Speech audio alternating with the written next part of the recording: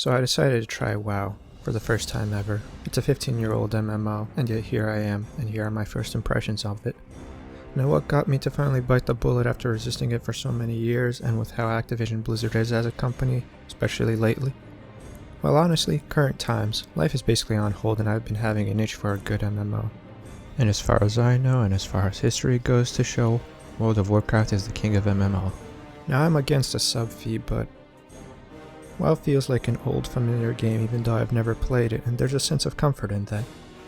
Now I say first impressions, but really I've put in over a day's worth of time into my first character already. For an MMO though, this is still practically no time at all. I didn't use one of the instant level 120 or 110 tokens that I got when I purchased the game, so I was trying to experience the game through the leveling system rather than the endgame and raid boss system. So I am still quite a ways away from experiencing all the potential that the game has to offer, and I know that. That said, the way the game goes from start to end is important. In the current state, WoW is most definitely not noob friendly, but I'll get to that later. So I went in and created my first character, a human mage, and sent him off to adventure in Milshire. Character customization felt limited, and even with the new Shadowlands update I doubt it'll feel like a significant enough change for me. Nevertheless, the character was made, and it was time to get addicted to Coca-Cola. I mean, World of Warcraft. The graphics are bad. Next topic. Okay, no, seriously, while it is very dated, that isn't all bad honestly. In my first hour of playing it looked so bad that I wanted to quit playing right there. By the second hour it went into the seconds I actually pumped up those graphic options and thought the game looked absolutely beautiful. Almost comparable to something like Morrowind or hell, even Skyrim. By hour 20, I was back to thinking the graphics looked bad. But compared to RuneScape or Master of Orion, one of my favorite games of all time, which was a game made in 1993 for the DOS system, the graphics are okay. I like my pretty and modern graphics just as anybody, but not having them is not a deal breaker for me. Because of the cartoony art style, I think it still works okay, and I'd argue that if Blizzard decided to update the graphics to hyper-realism, which is the direction of pretty much every AAA game is going, style would be lost and the game would be worse for it. The game can go from simple and clean looking to overly realistic and too confusing pretty easily. Sure, I would like things to have more polygons and texture, be actual texturing rather than drawn on a 2D plane. The main detractor for me personally are the trees, since they are commonplace in the landscape that isn't hidden away by the relatively newer grass models. It looks better than RuneScape, sure, but I don't think that's much of an accomplishment. The tree leaves remind me of the cardboard cutout 3D style of the old Doom games. It became increasingly apparent that this is the way the trees are in the game when I started playing Mists of Pandaria and the cherry blossoms were 2D even on the highest graphics. Pandaria came out in 2012, and with each expansion, the graphics do make minor improvements, but the trees still look terrible. When I finally got around to playing some of Warlords of Draenor content, the trees seem to have a massive improvement. I'm just joking. They just now sway a bit and feel more alive than the static models of old, but they still look pretty bad. Basically, don't try to look at all the leaves. They look pretty much the same as if they came out of a 90s era game. That said, gameplay is more important than graphics, but first, tutorial time. The tutorial in this game is pretty garbage. It teaches you how to walk, accept quests, cast spells, and then like a baby bird still sitting in the nest, the game kicks you out of that nest and lets you do whatever you want basically. If you do follow the quest line, you eventually get into the big alliance city of Stormwind and its open world from there. It is lacking, to say the least, and I understand what people mean when they say WoW is not very noob friendly now. As someone who likes old games despite their cryptic and awful, if ever existing tutorials, I was fine to proceed. When it came time to professions, I ended up spending what I can only assume is about 30 minutes trying to understand how to get to the professions menu. I started with fishing, which was easy enough, but then when it came to cooking, I didn't understand why I couldn't just cook food by throwing it into a fire, RuneScape style. Turns out you have to cast a cooking fire spell to place down a fire, and then you can cook on that.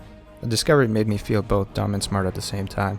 I'm not over here reading any guides or tutorials, I'm going in blind and using whatever the game gives me. Except for reading. I almost always end up skipping over the text or skimming through it at a rapid pace, likely missing a lot of the jokes and maybe fun and lore. But there's just so much reading that it would slow down progress immensely, and half the time there isn't even anything special in the text.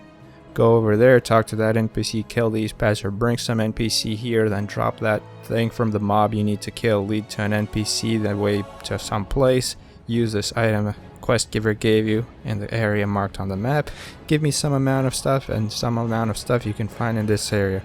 These are the tasks that you'll be doing over and over and over and over. You get the idea. Most of the time these trivial tasks aren't even worth the reward. And with the huge number of quests, many of them pointless, the game almost teaches you to stop reading them and kind of ignore the quests and just do the objectives of the quests. It is a game filled to the brim with content, but that doesn't come without issues, as the variety of content also comes with a variety of quality. Some of the quests are story-based quests and they're good, and the other ones that are kind of side quests oftentimes are throwaway quests, and it doesn't really matter if you do them or not, but the game doesn't really tell you which kind of quest is which, so it's hard to tell what you're doing is actually important or if it's not, unless you read the quest, which who's got time for that? Don't think about it too much though, only play a game. Don't think, only slay. That's what the game teaches you. And honestly, if you do that, the game is a lot more fun. Anyway, going back a bit, the tutorial needs some work, yes, and I'm glad that they'll hopefully be addressing this in the new expansion. It is also a lot of fun to explore and learn all these things on my own. I haven't been reading any of the guides online, so everything is suboptimal, but fresh, which is a weird thing to say about a game that's over 15 years old. Controls. The controls are entirely remappable.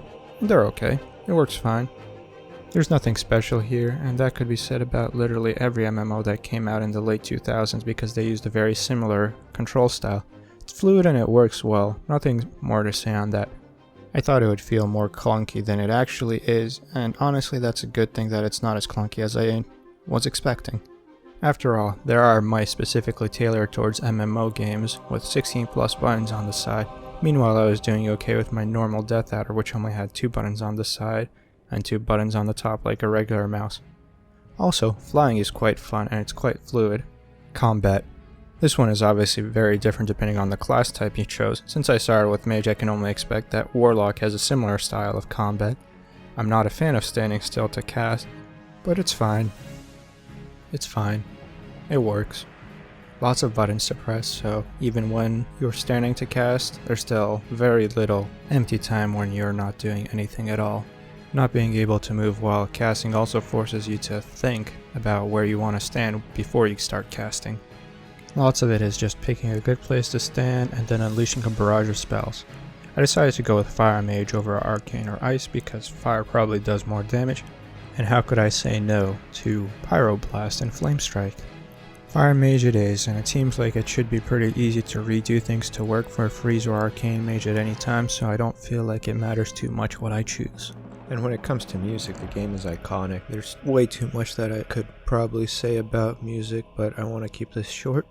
The music is amazing. There's just so many good melodies that are so memorable that I'd even go so far to say that this might have some of the greatest video game music of all time. A similar thing could be said about the art. While I wouldn't call it the greatest of its class art, it is still very good art. Now when I say art, it's a completely different thing from graphics. The art is good, the graphics are bad. There's a distinction, an important one. That said, the art is phenomenal. I've even seen a book published called The Art of World of Warcraft. That's how iconic and good the art is, to be worthy of being published in a book. Now on to the lore. When it comes to lore, does anybody actually read all the quest text? Is that how you're supposed to be getting our lore? Reading? What does this game think it is? A book? Also, in the current system it seems to reward way more for doing dungeons rather than quests, and every 20 levels it forces you into new dungeons, so an understanding of the lore becomes all scattered. And once I hit around level 100, for some reason it blocked me from doing dungeons entirely because my level gear was too low. I didn't end up completing any map quests completely, as I would jump around from zone to zone, abandoning old quests and moving on to completely new ones as I pleased. In new locations, exploring the world is more fun than doing quests. Honestly, the questing system feels like it's the weakest part of the game. And now for other miscellaneous stuff. Lots of the loot drops are the usual junk that fills up inventory. Nothing spectacular here, but it does its job well, and countless other games seem to use the similar type of streams of drops. Auto loot is a nice quality of life. Gold seemed to scale like level, and at level 60, 250 gold to unlock flying seemed like a lot, but by level 100 that is possible to get in under an hour. Kind of feels like there may be a need to add platinum coins on top of gold as the game grows older and there is inflation. But what do I know about the WoW economy? Maybe there are enough gold sinks in the game to slow down or even reverse inflation. I haven't done much in terms of PvP, but when I did, I enjoyed it. Having world PvP is also a fun and interesting addition, and I haven't seen it in any other MMO.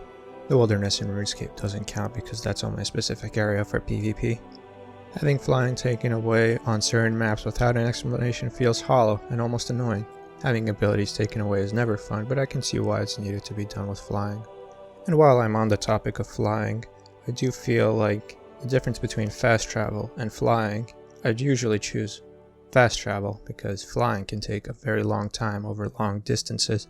But on the flip side, it does force you to kind of explore and see the world for what it is. And one of the great things about this game that I haven't seen much in other games is the fact that once you're in a certain map, traveling between zone to zone does not stop the game and put you into a loading screen. Constant loading screens ruin immersion, and the fact that WoW doesn't do this is fantastic. For example, when I tried Final Fantasy XIV, there would be a loading screen between different parts of a city. Now can you imagine if you're in Stormwind City and you're going from the Mage District to the Trade District and there was a loading screen between that? Then if you wanted to go back, you'd have to go through another loading screen. And if you want to leave the city, there's also a loading screen.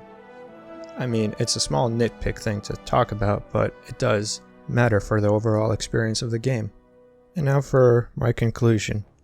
The game is a lot of fun. I'm not sure if it's worth $15 per month as a price tag, but it is fun. There are plenty of issues, and I've encountered some odd behavior, which is possibly bugs during my short stay.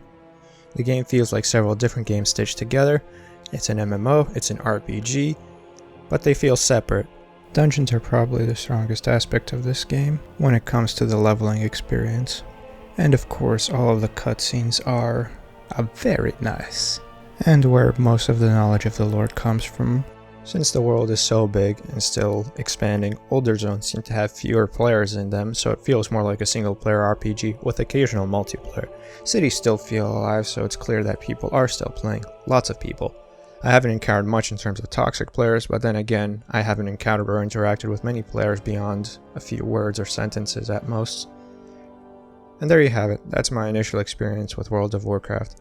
I like it, and it is the king of MMORPG games for a reason, even if it fails to live up to its own standard oftentimes. Let me know what you think. Did I get anything wrong, or do you agree with my assessment of the game as it is now? Thanks so much for watching.